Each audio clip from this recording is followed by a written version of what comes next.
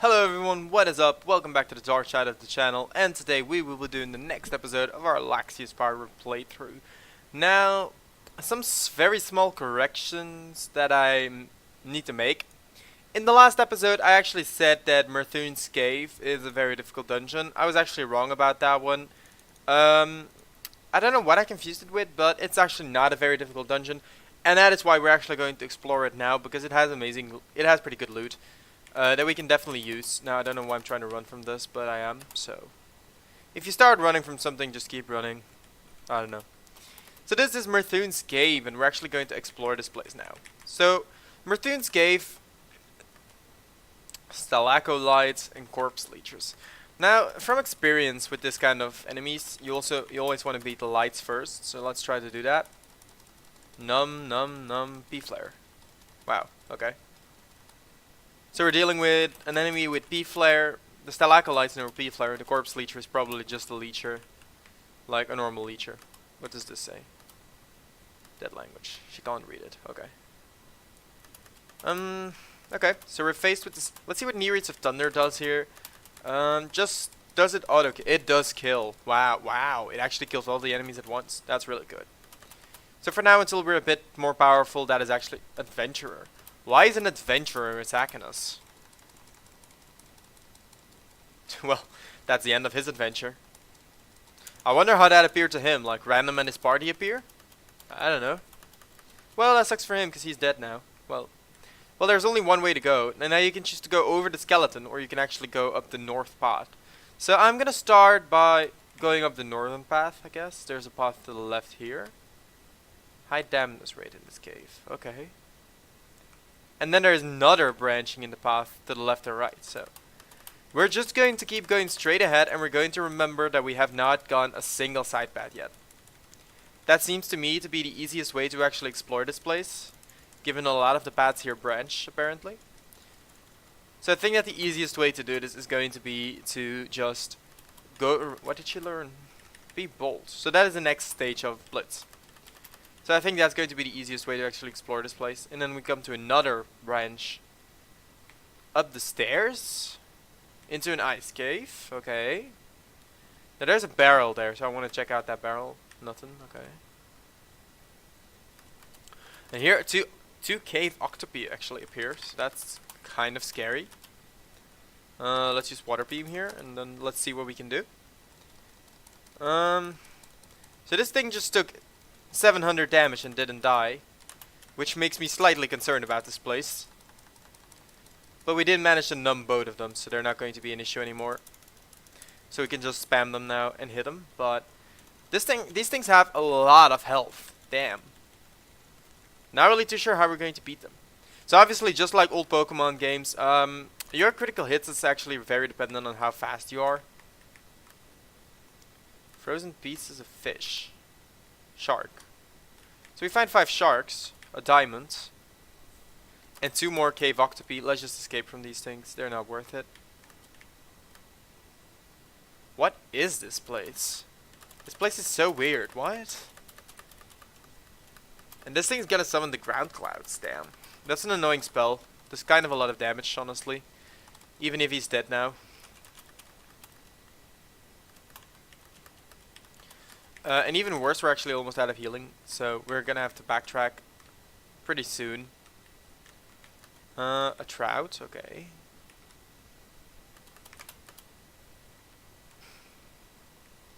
So this dungeon seems to be kind of weird. Definitely maze-like, and then in here there's nothing either. So I get the impression that we came here for the diamond and that's it, right? That's not a lot of loot for an entire room, but sure. I'm not gonna complain, I guess. A diamond is a diamond, so. I'm just kind of wondering, like, okay, now what? Now what do we do? Because the thing is, we can use these whales to just heal up instantly. They're going to basically be full heals for the rest of the game, and you only need one to heal the entire party. So, you know, these whales are actually really good. And once you have more money, you can just go back and buy more of them for basically endless healing in that sense. It's obviously not endless healing, because if you run out of money, you run out of whales, but you know what I mean. Like, these whales actually have like 4 uses, so I can do this. Heal all my characters fully, and there only 1 whale was used. So nothing in these barrels either, so we're gonna leave. Can we please pray that this match, like this specific encounter, does not appear anywhere else in this cave, because dang it, it's annoying. But yeah, we're going to, let's actually use these sharks, because yeah, that's fine. So we're gonna go back down, and we're actually going to continue, oh, another branch. So let's take this path. I have a good feeling about this, but I'm not entirely sure. And I'm gonna use Near Rates of Thunder for the simple reason that that actually kills the flames, so that we don't have to heal up. Even though that will cost Sarah most of her mana.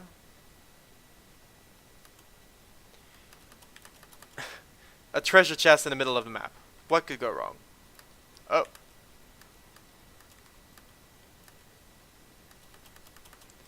I am so surprised that there was nothing else in there. Like, no enemy, no encounter, nothing. Just straight up loot. It's very rare in this game. Okay, so this seems to be the best moment to just egress out of here, go down, go into the Trout and Porcupine, and then I guess we'll try another route, because actually we should probably explore the top left too. So there's kind of a couple directions that we will have to try and explore, because the cave does seem kind of big. I really hope that there's something worthwhile in here, because otherwise that really does suck.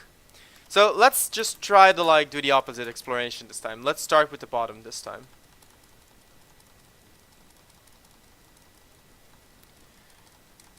Because I kind of don't want to go all the way back up just to discover that I have to stay down at the beginning. So let's do it that way. Now this bat is dealing way more damage than a bat should be dealing. But we're finally leveling up. And Coriol finally learned a new spell, Windmill, which is actually a hit 1. Which for Coriol is actually really good, because he did not have a skill like that yet. Oh, this just... Wow, this entire piece is a complete meme, because there is actually nothing there. That is so annoying. Why would you put that in your game if there's not going to be anything there? Okay, so the adventurers do know good spells, Bee-Flare, so that's going to be something to watch out for too. But as long as they drop this quickly, they're not really a threat. And as you can see, we're solidly getting gold from them, which means we can buy more stuff. So let's go to the left here. Maybe there's more fake outs along the way, so let's actually try to find the fake outs first. And then if we see something that we're stuck at, we know that there's more up. Like that we can explore more in the northern part of the cave. So Sarah learns a new spell, Dryad's Rock. All 65 earth. Okay. Seems kind of good. Let's walk down this path, I guess. And there's gonna be oh, okay, yeah. There's gonna be a tombstone here. So you might have noticed, like in the dungeon at first of the werewolf, there was also a tombstone that I actually did not check out, and that is because these tombstones are part of a specific quest called the 13 Cinders quest. And what the 13 Cinders quest is, it's a quest where you need to visit like 13 graves, I think it's 13. You need to visit 13 graves, and each of these graves will actually contain a dead hero or something similar to that. And once you visit them all, that's quest complete. Now, I don't actually know where you get the quest, I just know that it's part of the quest. I read that somewhere. So that is definitely something to keep in mind, that there is one grave in Murthoon's cave. But other than that, this entire place is so far pretty empty. So, is that like the big thing of this cave? Because I very much doubt that this entire cave is just there for that grave. The cave seems a bit big for just that. So there's probably a lot more than just that in this cave. Oh wow, this is literally the worst encounter I could ever imagine. I think I'm actually just gonna make Coriol defend, because at this point there is no point for him to be taking any damage. He's not dealing solid damage, and Neri still kills everything, so...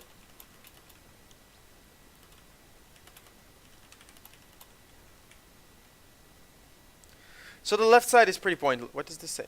High dampness rate. Right. We read that. So then we come to the split. Let's Okay, so the left side of the split does not actually bring us anywhere. It brings us to this skeleton, which is hopefully dead. Okay, it's dead. So that was pointless. And then the right side, let's say where the right split brings us. A pathway down.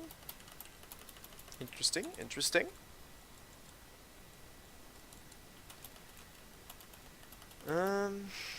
Alright, let's go down here. Let's see what this brings. Another split with one dead end and the other one leading us to a room with 3 chests. 3 chests in a random spot. How much are we betting that one of these is a trap? Because, I mean, come on. 2 diamonds, 250 gold, and a chrome sword. Now, I don't know much about the chrome sword. Power blade. So it's a weaker sword than what we have right now, so that's kind of pointless. But, yeah, okay, so this little sidetrack was useful. I will admit that. But other than that, we are still completely at a loss what we're supposed to do here. Because this cave is entirely optional, I do know that. This is not part of any quest or something. In case you were wondering, we will not be coming back here later. But there is supposed to be a reason why you want to visit here. Now, I know that Murthun's grave, or Martus's Maltus, I didn't really read whose grave it is. But I do know that his grave is one of the reasons why you always want to explore these additional caves. Because the 13 Cinders quest is a very important quest apparently. It's not mandatory, but it's like one of the better side quests because of how much exploration you actually have to do. I'm just gonna let Sarah eat some trouts, just to get her all the way up to full. Because trouts are pretty cheap, we can buy plenty of those. And then here there's actually a map transfer, so we're on the left side of the dungeon now. Which is good to know. So that is a dead end, clearly. Meaning lol. Meaning that's not the direction that we have to go, unless it's a false dead end. It's not. So then...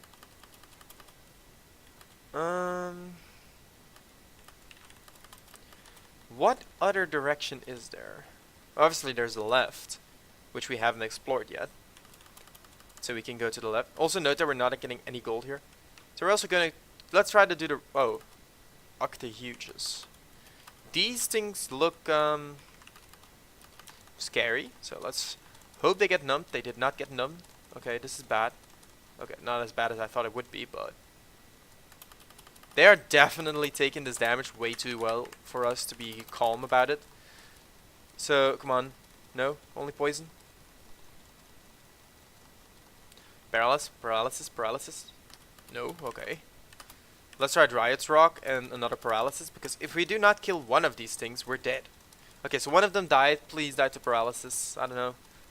Paralyzed. Okay.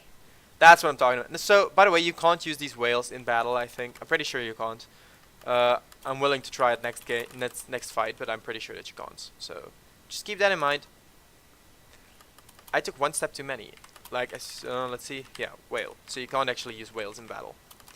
Honestly, kind of fair. Imagine if you could. That would just be a full heal straight away. At no cost, basically. And mana heal. That would be broken inside a battle. So one of the things that I've been doing by accident is actually I keep giving Coriol a whale to, even though he literally only took 1 damage per fight. So try to make sure you don't give him needless healing. And then as we progress more throughout the dungeon, you notice these enemies become gradually easier because we're actually gaining solid experience here.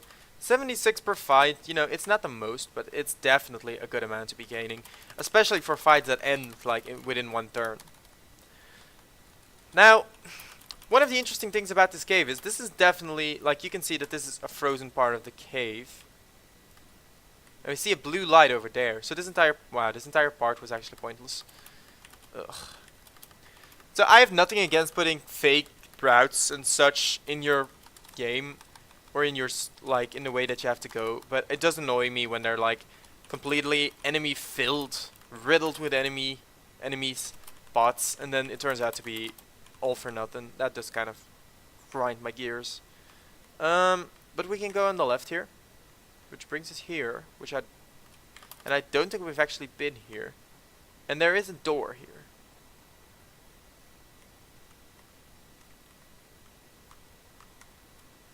with a dead skeleton, a chest, the palace shield.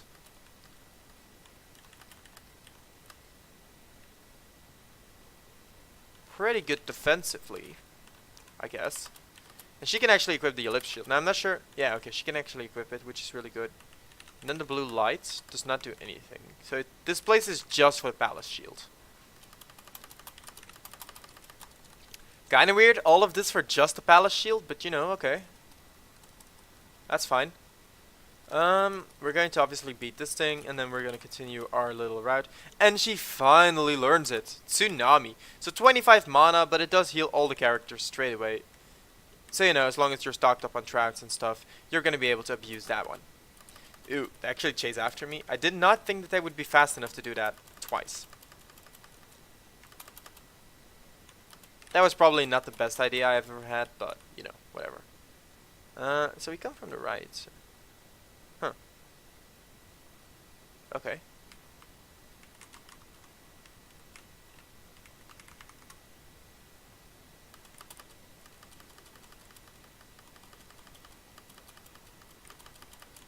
Let me run from these things. They're not fun to fight.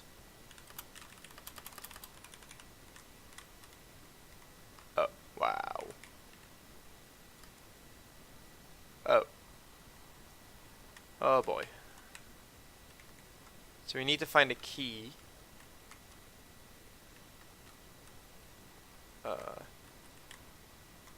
Through here, maybe? Did we miss a path somewhere or something? Because I don't... Did we? Because this doesn't lead anywhere visibly.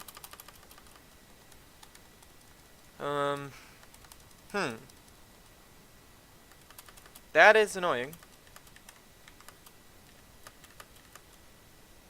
This flower enjoys extremely cold temperatures only and prefers dark places to sunlight. Okay. So clearly the game is telling us that there is some way to unlock that door, right? There's gotta be.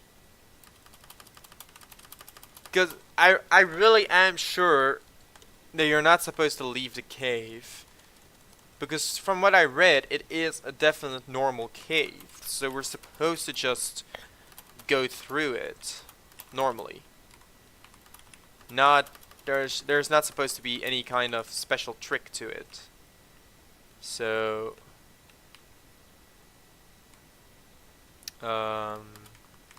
did we already go up these stairs? I kind of forgot. Because if we did not, alright, why is Sarah's damage lower all of a sudden? Weird. Okay, we haven't been here, I'm really sure of that. Leave me alone, stupid things. See, this is a big grievance I have with every single dungeon in this game. They always have this one boss that just makes you go, no, leave me alone. This one enemy that really just is not fun to fight, is not fun to phase off against. What is spell devotion? Is that like a spell or flower-like ring? It's a ring, which boosts the mind, which means it's probably pretty good for Luciana. 511 mind instead of the usual. That is definitely good. Oops, that was a misclick. Let's be happy that they decided to attack Coriol and not something else.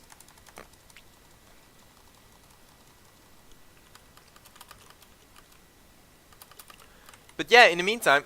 Oh, stop it! Jesus Christ. But in the meantime, we're still stuck here, and we still have not found a single key or thing to open the door with. So, I guess we're gonna have to backtrack a little bit more. Go back here. Go back to the right side. Maybe go up these stairs. No, we went up these stairs already.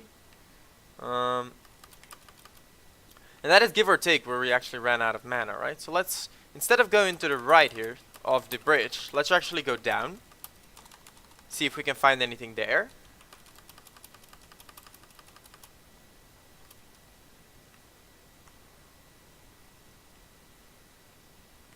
Oh, a chest. Is this chest gonna have a key? Is this chest going to have a key? Please have a key. Mithril, tonic tea. And another ladder. That's weird. Where does this go? That is a lot of skeletons.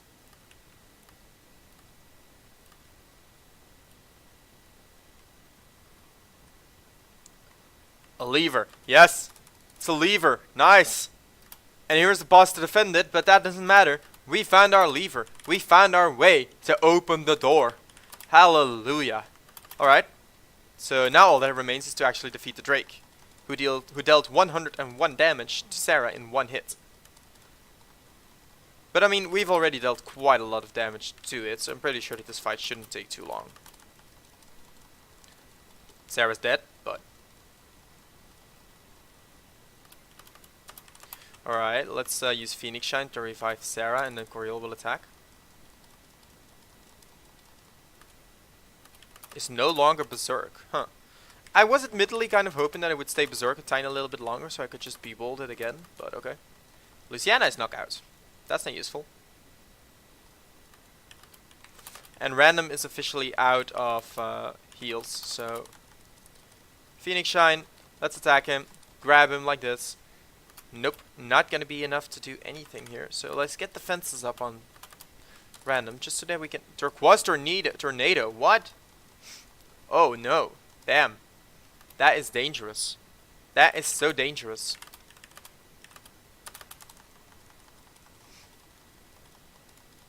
Okay, so this fight with this Drake seriously has gotten a lot more dangerous than I thought it would. Because no matter what we do, a character seems to always die. Do we have Phoenix Feathers? One. One Phoenix Feather.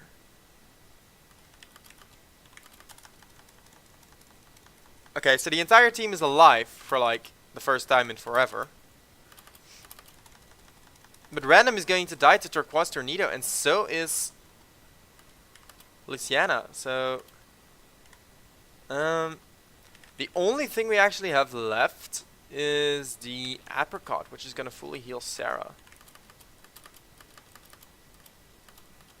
Or well, heal half her MP and then she can revive Random. That is the only thing we have left to actually revive anyone in this game, in this play. Are we going to die to this annoying Drake? For real? Well, let's see. We do have... apparently Coriol can't use that spell. Wait, Coriol cannot use these spells. So, yeah, there he is. Coin. Wow. That 22 damage was, sadly speaking, more than what Coriol usually does. Which honestly says enough about how... Well, this scroll actually has two uses, so let's use Shelby's Joy. Wow. That was pointless.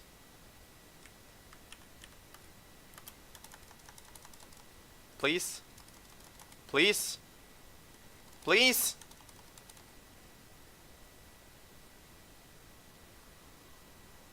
Huh. Well, that sucks.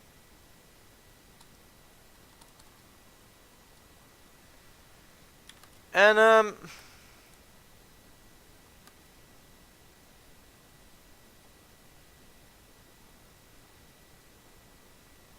yeah. So, that is not how to do this dungeon. I will make sure that I backtrack to the spot where we died, and then once I'm there, I will start recording the next episode, and from there we will try to complete the dungeon.